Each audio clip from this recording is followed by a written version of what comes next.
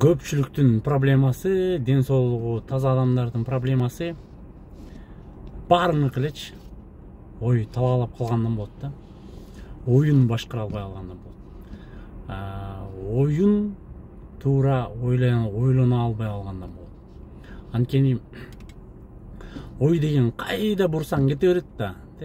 Талаалап асмандап өткөндү эстеп, кеткенди эстеп, көргөндү эстеп, түштү эстеп, окуганды эстеп, өзгөчө ушакты эстеп, сен жамандаганды эстеп, обиданы эстеп, анан ошонун баары чогулуп келип мээңе монтип сокулдата берет да. Анан ошонун айынан баары эле страдает. Почему? Потому что талаада жүргөн адамдай эле талаада эле жүрөт, бирок каяка жүргөнүн билбейт да. Эмнеге жүргөнүн деле билбейт. Анан 10 саат ойлонгон адамдан келип, эмнени ойлонуп атасың десең, билбейт эмнени ойлонуп атат. Түнчүндү уктай албай ойлонуп, таң атканча уктаган жокмун, ойлонуп жатып деген, эмнени ойлонуп жаттың десең деле аны деле билбейт да. Анткени мээ солкулдата берет. Мээ бизге каршы иштей берет да. Бир жолу бар, ойду туура жолго салганды билиш керек.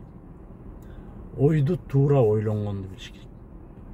Ойлонуп атам дей берген менен талааны ойлонуп аткан баары эмнеге алып келет?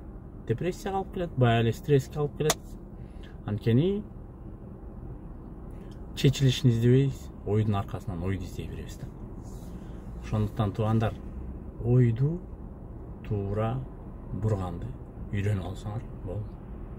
Такыр эле ойду туура бурганды билдирсеңер, жазылгыла эми айла жок.